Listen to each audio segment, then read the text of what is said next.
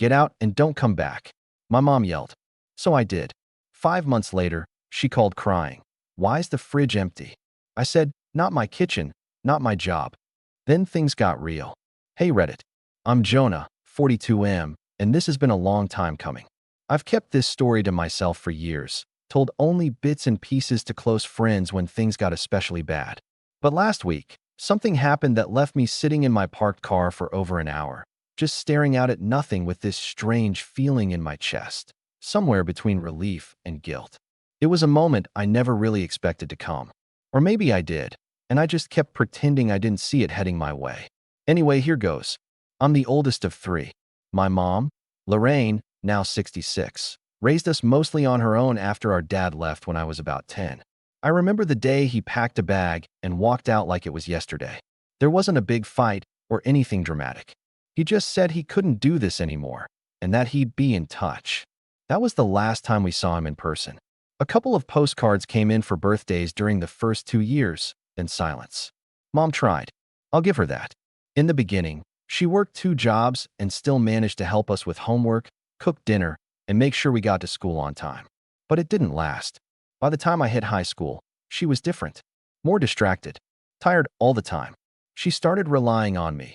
First to watch my siblings, then to help with grocery shopping, then paying bills, even taking calls from the landlord because they listened better to you. I didn't mind it at first. I thought I was helping. I wanted to help. My younger brother, Caleb, 38, was always the creative one. He floated from interest to interest, guitar, photography, film school, for one semester, you name it. Mom coddled him. Whenever he failed or gave up, she was right there to say, "He's just figuring things out." Not everyone's like you, Jonah. Danny, 34, the youngest, had a little more grit, but even she never got pushed the way I did. I was the one who knew how to handle things, so I handled them. I moved out at 23 for about a year, but after a job loss and some financial strain, I came back home. Just for a few months, I told myself. That temporary stay stretched into years. Somewhere in there, I got used to it. Paid rent, bought groceries, took over yard work and house repairs. Lorraine treated me less like a son and more like a third parent. Or, honestly, like the only adult in the house. The real turning point came about 7 years ago when I started dating Julia. She was calm, grounded, and sharp in a way that could cut through anything. The first time she came over to the house, she didn't say much. But later, when we were driving back to her place, she asked me something that stayed with me ever since. "Do they always act like this?" I laughed. "Like what?" "Like you're the live-in handyman who also happens to be their housekeeper." I didn't have an answer. Julia didn't push. She wasn't trying to fix me or shame me for living at home. She just made observations. Things like, "Why do you pay for everyone's groceries when you're not even home for dinner half the time?" Or, "Why does your mom say she can't use the oven when she clearly baked that cake last week?" And I started noticing it, too. Lorraine had this way of being completely helpless the moment something needed effort. She'd stand in the middle of the kitchen holding a pan like it was a foreign object, say she was exhausted, and then wander off while I cooked for everyone. I began to wonder if she was tired or just done trying. Caleb was still in the basement. Technically, it was an in-law suite, but let's be real, it was a basement with a space heater and an old futon. He said he was writing a screenplay. Then it was a novel. Then it was a podcast. I stopped asking after a while. Danny had moved out and back twice by the time she turned 30. She had a part-time job at a bookstore and spent the rest of her time at her boyfriend's apartment. Whenever she came by, she acted like she was doing us a favor, offering to help out around the house, which usually meant putting a single dish in the dishwasher and announcing it like she'd repaired the plumbing. I started to pull back. Slowly, quietly. I stopped paying for groceries unless I was planning to cook for myself.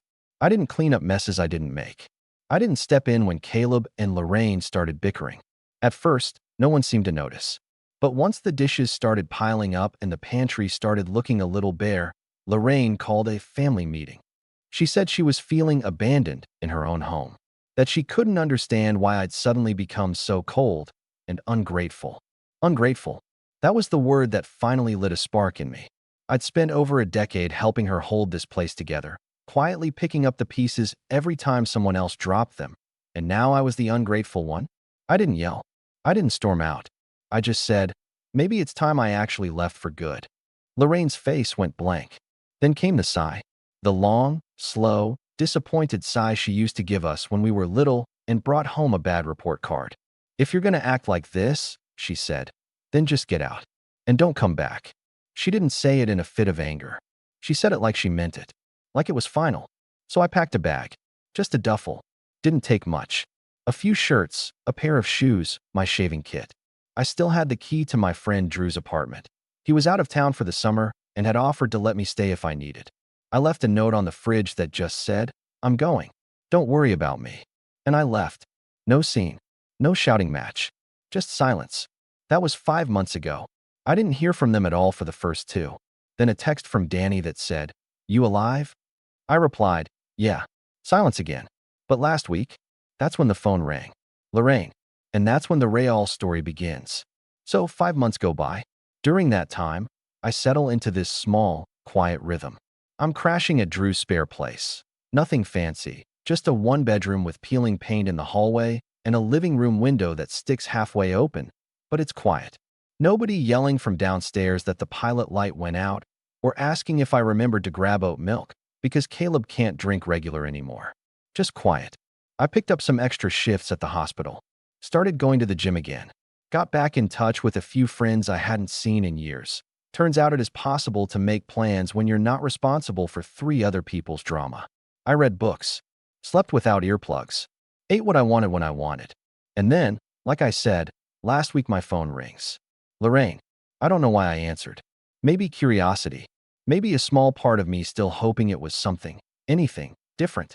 Her voice was all gentle and pitiful, like she was talking to someone on their deathbed. "Jonah, hey. Sweetheart." I don't say anything at first. Just let her speak. I didn't want to call, but I don't know what else to do.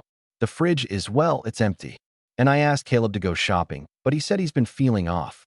And I just don't know how to drive anymore. You know that. I cut her off. Calmly.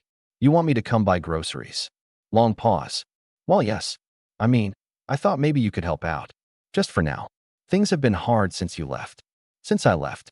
Not since they threw me out. Not since she told me, in front of both my siblings, to get out and don't come back. No, this was being framed as me abandoning them." I take a slow breath. And I say, clear as I can, "Not my kitchen. Not my job." She goes silent. Then comes the trembling breath, like she's trying to keep from crying. I know the sound well. It's the same one she used to make when she needed someone to blame, but didn't want to say it outright. "I just don't understand how you could be so cold, Jonah. After everything I did for you." Everything she did for me. I hung up. No yelling. No final words. Just a quiet end to a call that never should have happened. I thought that would be the end of it. I'd made my position clear, and maybe, just maybe, she'd understand that this was what it looked like when I wasn't there to clean up everyone's messes. But nope. An hour later, Danny sends a text. Not a question. A statement. "You didn't need to humiliate her like that. She's been crying for days." Then Caleb chimes in, like he was just waiting for a cue. "Guess you forgot how much Mom gave up for us. You think you're better than the rest of us now." That's the moment I realized something. They weren't calling because they missed me. They were calling because the system I held together without complaint was falling apart. And not one of them knew how to lift a finger. I didn't respond. But they kept pushing. Over the next few days, I got 4 more texts from Danny. The tone switched back and forth. First she was sad, then passive-aggressive, then outright hostile. Caleb started tagging me in vague Facebook posts. One of them said, "Funny how some people act like heroes when they're just quitters in disguise." I didn't reply to that either. Then things got real. A friend of mine, Lena, called me last night. She works part-time at the local community center and sometimes organizes food drives. She said she saw Lorraine come in asking for a box of groceries. When Lena gently asked why, Mom launched into a dramatic story about how her ungrateful oldest son abandoned the family and left her to starve with her disabled son and flighty daughter. Disabled? Caleb? He twisted his ankle last year slipping on the porch because he refused to clear the ice. That's it. I didn't know what bothered me more, Lorraine spinning a sob story for pity, or her pulling in community support with this carefully crafted lie, painting herself and the others as helpless victims while conveniently leaving out every choice they made that led to this. But here's the kicker.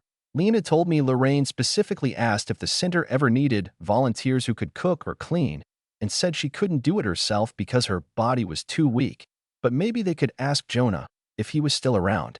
Still around. Like I was a roaming handyman she'd misplaced. That's when I realized they didn't just want me back. They expected me to come back eventually. They truly believed this was a temporary pause, a moment of rebellion, that I'd get tired of living on my own, see the error of my ways, and return to fold laundry, fill the fridge, and handle the thermostat wars without question. It never occurred to them that I might have left for good. I've stayed quiet so far, but that might be about to change. Because last night, I got another call. This one wasn't from Mom or Danny or Caleb. It was from the family lawyer. So, I get this voicemail from Mr. Greaves, our old family lawyer. Not the slick kind with a Bluetooth headset and a luxury watch. He's more of an old-school type. Cardigan sweaters. Yellow legal pads. He's been around forever. Drew and I used to joke he was made out of tweed. He said, "Jonah, please call me back at your earliest convenience. There's a matter concerning your family I think you'll want to be aware of." That was it. I hadn't heard from Mr. Greaves since I was in my 20s, when he helped settle something about the house after my grandfather passed. He never called without a reason, and he never used words like "a matter concerning your family" lightly. I called him the next morning. He answered on the second ring. "Jonah," he said, sounding both relieved and tired, "thanks for getting back to me. I don't want to get into details over the phone, but could you come in? I think this is best handled in person." I cleared my afternoon and made the drive. When I walked into his office, he stood and shook my hand like I was someone important. Then he gestured for me to sit and closed the door gently behind us. His office smelled like old paper and lemon polish. Same worn brown blinds. Same ticking clock. "Your mother came in last week," he said, easing into his chair. "She was quite distressed." I said nothing. She wanted to transfer ownership of the house. Now that got my attention. He slid a manila folder across the desk toward me. Inside was a set of preliminary transfer documents. Lorraine's name was right there at the top of the form. But the name listed as the new owner? Caleb Winters. I stared at it. He must have seen my reaction, because he added, "I didn't proceed." I told her I'd need consent from any co-owners or legal heirs, given the way her father's estate was structured. Now, this part takes a little backstory. When my grandfather died 15 years ago, he left the house to Lorraine, but with a twist. In his will, he made it clear the house would remain in family hands, to be passed along or shared among all 3 children equally unless sold. There were legal stipulations tied to it, probably to prevent exactly this kind of thing. At the time, we all kind of nodded and moved on. Lorraine got full use of the house. We just assumed it'd all be sorted when the time came. But apparently she decided she was done waiting. And worse? She was trying to cut me and Danny out of the picture. "Your brother's name was the only one on the transfer," Mr. Greaves said. I asked her if the other children had agreed. She got defensive. Told me it was none of my business and that you weren't involved in family matters anymore. That hit hard. Not because I wanted the house. I didn't. But because I knew what this meant. Lorraine wasn't just rewriting the story for strangers at the community center or passive-aggressively nudging me back with guilt. She was moving forward with real, tangible changes, ones that would erase me from the family in every practical sense. Danny wasn't even mentioned. Which made me realize something. They'd probably already turned on her, too. I left the office without saying much. Mr. Greaves gave me a copy of the draft papers and told me to sleep on it, but I didn't need to. By the time I got back to Drew's place, I had a plan forming. Not something rash. Not emotional. Just clean. Quiet. Intentional. The thing is, I may not be in that house anymore, but I never removed myself from the estate. And Lorraine? She'd forgotten I was still listed as the executor of my grandfather's trust. She also must have forgotten that I had power of attorney limited. Yes, but it gave me the right to flag any suspicious changes regarding the trust's intent, especially anything that looked like coercion or fraud. And best of all, I knew things about that house that Caleb definitely didn't. For example, the fact that the in-law suite he was living in was never legally permitted. My grandfather added it himself years ago, with no official inspection. It wasn't up to code. No egress window, no fire alarm, no proper insulation. That alone wouldn't just void any mortgage offer, it could trigger a housing code inspection. Suddenly, I found myself with more leverage than I'd ever realized. Still, I didn't act right away. I wanted to see how far they'd go. So I waited. 3 days passed. Then I got a text from Danny. No greeting. Just, "You heard about the house?" I called her. She picked up fast. She sounded out of breath, like she'd just been crying or pacing. "I went over there yesterday," she said. "Mom told me she was simplifying things." I asked her what that meant, and she handed me a copy of the same documents Greaves showed you. Jonah, my name wasn't on anything. I asked what Caleb had to say. He said Mom's getting older and that we needed to stop stressing her out. Then he told me I should be grateful she's not kicking me out of the family entirely. And there it was. Caleb had never really wanted to be responsible. He just wanted control. He wanted the house. He wanted the sympathy. He wanted to be the golden child, finally in charge. And Lorraine? She wanted to retire from reality. She'd let him have the reins, even if it meant bulldozing the rest of us. Danny asked what we could do. And I said 4 words I'd been holding on to since the day Lorraine told me to leave. We let them try. She paused. Try what? I smiled. To hang themselves with their own rope. Because the thing about villains like them? They don't notice when the person cleaning up their mess stops sweeping. And they never notice when the walls start to close in until the door locks behind them. It's strange how sometimes the people you think are the closest to you turn out to be the hardest to read. For years, I thought my family was just overwhelmed, flawed but salvageable. Turns out, they were quietly plotting a version of reality where I didn't exist. Not the Jonah who showed up every day to fix the heater, pay the bills, or cover the groceries. Not the Jonah who gave up his own life to hold the family together. Just gone. When I left, I thought it was a clean break. I thought cutting ties would force them to face the consequences of their selfishness. But it only made them dig in deeper. Now, knowing about the house transfer and their clear plan to cut me out, I realized this wasn't just passive-aggressive family drama. It was a calculated power move. I sat with that thought for a long time. Not in a panicked or angry way, but with quiet clarity. Lorraine wanted to retire from responsibility. Caleb wanted control. Danny was just trying to hold on to whatever scraps she could get without poking the hornet's nest. But they all underestimated one thing. I wasn't done. The next step was simple: gather every bit of information I could find. I spent the next 2 days digging through everything I'd saved over the years. Old emails with Mr. Greaves, property tax documents, utility bills, the original will and trust paperwork from my grandfather's estate, even some photos I'd taken during a remodeling project years ago, showing the basement's condition. Everything confirmed what I suspected. Caleb and Mom were ignoring the law. The basement in-law suite was technically illegal. No permits, no inspections, and worse, no safety features required for habitation. That alone was a huge red flag, especially if the house was sold or mortgaged. And here's where it got really interesting, because the trust had very clear language about the house remaining in family hands, and that any changes to ownership had to be approved by all beneficiaries. Not just Mom, not just Caleb, all of us. I copied all the documents, organized them neatly, and scheduled a meeting with Mr. Greaves again. At the meeting, I laid it all out for him: the illegal basement, the transfer attempt, the family dynamics, and most importantly, the language in the trust that protected my and Danny's interests. He listened quietly, occasionally nodding. "This is solid," he said. "Lorraine's lawyer must have overlooked or purposely ignored these details. You have the right to contest this, and in fact, you should. If they proceed without your consent, it could be grounds for legal action."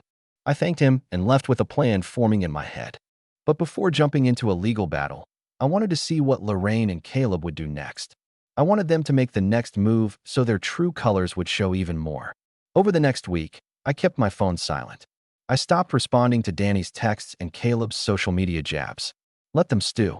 Then came the first sign that they were getting desperate. It was a Wednesday afternoon when Danny showed up at Drew's place unannounced. I wasn't home. Drew was. Drew called me immediately after she left, sounding both confused and upset. "She asked me for you," he said. Like, really pressed. Said she needed to talk about Mom and Caleb and the house. I told Drew not to engage further and that I'd reach out when I was ready. But the fact that Danny came by alone, without Caleb or Mom backing her up, told me something. She was starting to crack. That night, I got a long text from Danny. Not angry this time. Vulnerable. She admitted that things were worse than she'd let on. Mom was withdrawing, barely leaving her room. She kept saying she felt betrayed by me, like I'd stabbed the family in the back.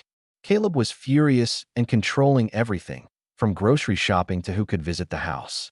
She said Caleb had started calling their mother fragile and unable to handle stress, implying that she might need someone to manage her affairs legally, which, given what I knew, might be a prelude to pushing for full control over mom's decisions and property. But what hit me the hardest was Danny saying she felt trapped, like she was caught between loyalty to mom and Caleb and her own growing resentment. That's when I realized the depth of the toxicity I'd escaped. This wasn't just sibling rivalry or parent-child tension. It was a slow, suffocating takeover by two people who saw family as a game to control and a set of resources to exploit. And for years, I'd been the family's invisible servant. So, I started quietly gathering more evidence. I found old neighbors who'd complained about Caleb living in the basement but never getting an official permit. I tracked down some receipts and statements showing mom's recent unusual spending patterns, mostly on expensive clothes and trips she never mentioned to me. I also learned Caleb had been applying for government benefits under the guise of being the sole caretaker for mom. I don't know if he got any money from that, but it was another sign he was trying to capitalize on the situation. At the same time, I reached out to some of the neighbors I remembered from growing up. People who had always been kind but had drifted away as the family drama escalated. One neighbor, Mrs. Klein, told me she'd been worried about mom for months, that she often saw Caleb taking advantage, getting her to sign things she probably didn't understand, limiting visitors, and generally isolating her. "Your mother's a strong woman, Jonah," Mrs. Klein said over coffee one afternoon, "but she's been worn down. And that boy of hers, he's a master at playing the helpless victim." That confirmed everything I feared. Meanwhile, Caleb and Lorraine kept trying to pull me back in. There were emails, texts, even a few calls where mom's voice cracked and she begged for me to come home, help fix this, make things right. But every plea was wrapped in guilt, manipulation, or a demand disguised as concern. One message from mom read, "We're family. You can't just erase us. Please think about what you're throwing away." I typed out a response a dozen times, but deleted it every time. Because I knew exactly what they were throwing away: accountability, responsibility, the idea that family meant supporting each other without using love as leverage. Then came the moment I knew I had to act. It wasn't dramatic. No shouting, no confrontation. It was a simple email to Mr. Greaves, confirming I wanted to contest the property transfer. I asked him to prepare the necessary paperwork and to schedule a formal hearing. At that moment, I felt a strange mix of calm and excitement. This wasn't just about property. It was about reclaiming control over my own life and refusing to be dragged back into a family system that had never really appreciated me. That night, I went to bed thinking about how this was only the beginning. Because if Lorraine and Caleb thought they could quietly cut me out, play the victim, and then call the shots, they were in for a surprise. I was done cleaning up after them, and I was ready to make sure they knew it. After sending that email to Mr. Greaves, the wheels really started turning. The lawyer moved fast, faster than I expected, honestly. Within a week, I had official notices in my hands. Lorraine's attempt to transfer ownership was on hold pending a formal review, and any further moves would require full legal approval from all heirs. That shook the family harder than I'd imagined. Lorraine called me again, this time with a tone somewhere between pleading and warning. She told me I was tearing the family apart, that I was being selfish, that she was just trying to make things easier for everyone. Caleb jumped on those calls too, insisting I was acting like I wanted to destroy what was left. But I was prepared. I had gathered all the proof of their reckless behavior. The illegal basement, the complaints from neighbors, the misuse of mom's signature and money. I had Danny's messages admitting she felt trapped. And I had Mr. Greaves, who confirmed every legal step I was taking was on solid ground. The hearing was tense. It wasn't just a courtroom battle. It felt like the culmination of years of lies and manipulation. Lorraine insisted she was protecting the family. Caleb claimed he was just looking out for mom's best interests. And Danny, well, Danny sat quietly, caught somewhere between resentment and relief. When it was my turn, I laid out everything clearly and calmly. I spoke about the trust's intent, the illegal modifications to the house, the financial irregularities, and the emotional manipulation they'd all tried to use against me. The judge listened carefully and didn't seem impressed by Lorraine or Caleb's excuses.